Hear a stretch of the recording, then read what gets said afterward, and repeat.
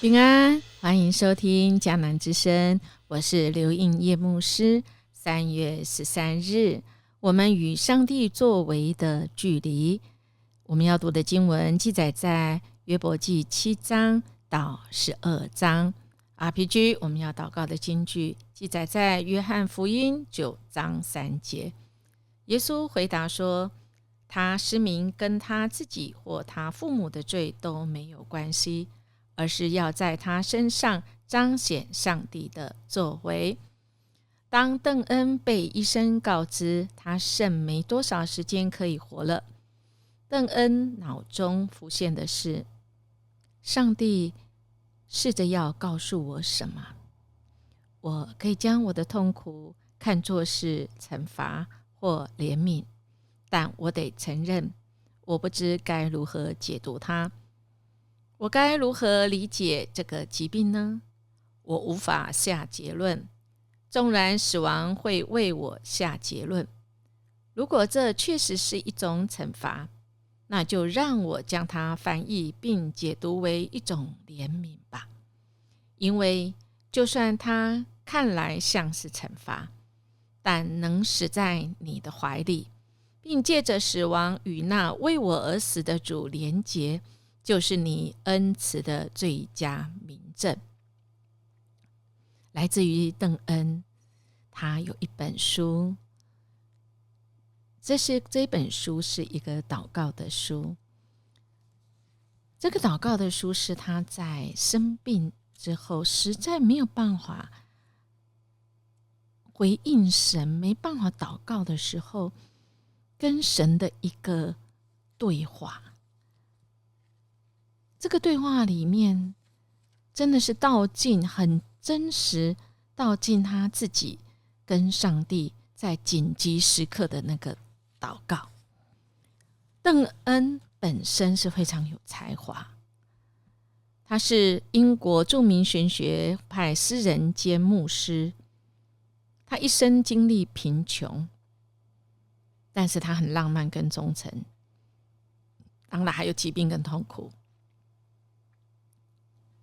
他有12个孩子，他的婚姻也是一波多折，但他仍然坚守着神对他的呼召。他原来是天主教徒，但他经过许许多多的事情之后，他有12孩子当中有5位婴孩是夭折。他后来改信基督教，他才有更为平坦而光明的前途。1615年，他被圣公会按立为牧师。在这期间，他18岁的女儿也不幸离世。而这一段期间，他当伦敦圣保罗堂主任牧师的时候，伦敦先后面对3次瘟疫，死了1/3的人口，逃到别的地方也有1/3。而邓恩仍守护着讲台，忠心宣讲圣经，安慰人心。不过就在1623年，邓恩身上出现斑点，医生诊断是瘟疫，就被迫放下牧职。他在等死的独自来面对思索死亡的课题的时候，他就是写了这个祷告，是在紧急际运中的祷告。一开始他其实是被迫这个困在床上，挤出一些没有回应的祷告，苦思着死亡，反刍着罪疚，他无法从恐惧中找到解脱。其后在与上主争辩的过程中，邓恩思考逐渐从谁引起疾病，谁带来天灾，转而信靠上帝。最重要的是，并不是他的疾病究竟是一个管教，或者是纯粹是一个自然现象，因为到最后，信靠代表了对上帝的适当恐惧，也是一个对上帝的一个敬畏。亲爱的弟兄姐妹，我们看到约伯记从昨天一集一路看来，看到一个神称为完全的人突然遭受许多的失落，他甚至也在第3章诅咒自己的出生。他真是不知道这到底是发生了什么事。可是在这个过程中，他还知道谨守他没有得罪神，但他的朋友本来是很好的来陪伴他，这是最好的，不说一句话。但真的是憋久了哈，没有那个人没有足够的完全的爱心跟耐心，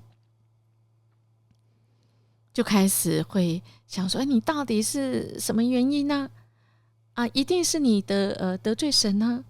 我们看到哈，就开始有许多的争论。我们看到在4章的时候，以利法说受苦是因人犯罪。比勒达说约伯虚伪不肯认罪，在8章20节。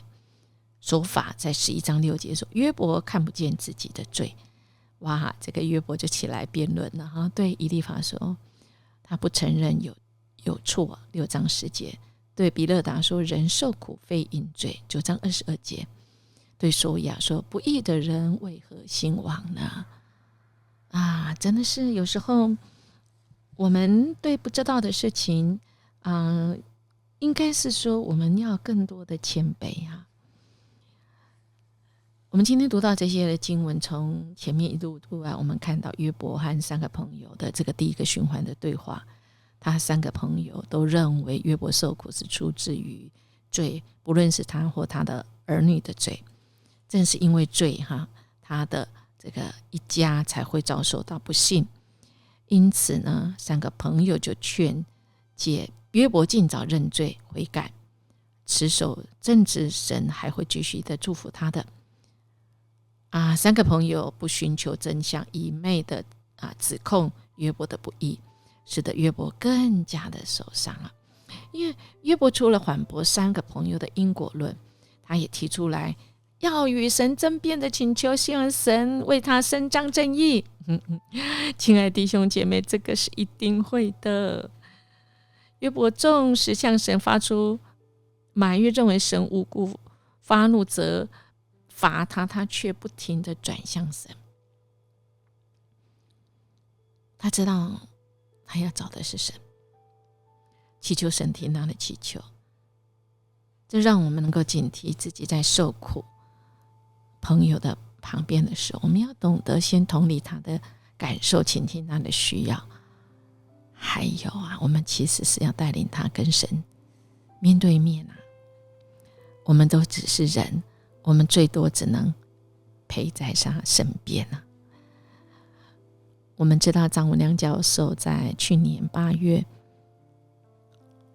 他的爱妻师母过世，因为癌症过世。他其实一直陷在那个悲伤，他也把自己跟这世界隔开。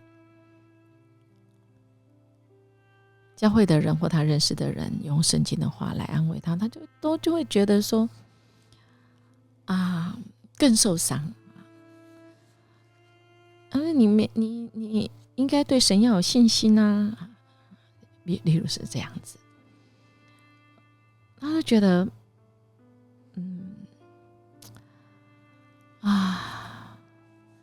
或许陪在身边是最好的。有时候我们陪在他身边，如果他需要，我们就在他身边，可以适时来帮助。我们真的不知道，因为每一个苦难都是非常独特的，但如果我们有机会陪在他们身边，他们有任何的需要，我们都可以伸出手来，我们都可以让他知道有人陪着一起度过。恳求帮主来帮助我们在苦难当中，我们更听见神要对我们说的话，这是重点的。我想耶稣他回答了人问他，那生来就瞎眼的为什么会这样呢？耶稣回答了，这也是我们的一个在苦难中值得去思考跟神对话。耶稣回答说，他失明跟他自己或他父母的罪都没关系，而是要在他身上彰显上帝的作为。彰显上帝的作为，亲爱的弟兄姐妹，苦难 C.S. 路易斯说是上帝爱的扬声器，把上帝爱放得更大声。因为我们在得意顺心的时候，我们被许多事情搅扰，我们其实没有办法静下来听上帝的对我们说的爱。但当我们苦难的时候，我们就更敏锐。愿我们现在这就是来预习，在学习。当我们遇到苦难时，这是一个机会。音乐牧师常常说，不要糟蹋苦难，使我们更明白神要对我们说什么。我们一起来默想，曾经遇到无法明白的苦难来临时，听见上帝要试着告诉我们什么吗？听见之后情绪为何？那我们现在如何来陪伴受苦的人，也来听见上帝对人说话呢？我们一起来祷告。阿爸天父，谢谢你一直陪伴着我们，你知道我们的苦，你知道我们内心有太多的问号，但主你更愿意我们是仰望来听，安静下来来听你要对我们说什么。主恳求你也帮助我们，让我们真知道我们怎么帮助陪伴身边的人。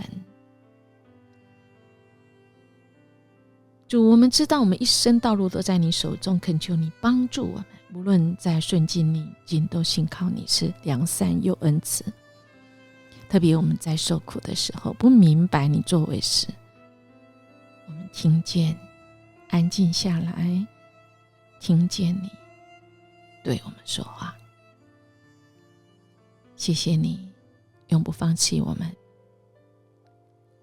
你有大的作为在我们的身上。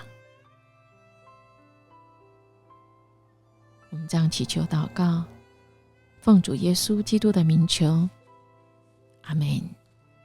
音乐牧师祝福您，今天我们来经历上帝的作为，我们就更认识上帝，更认识我们自己。我们明天见。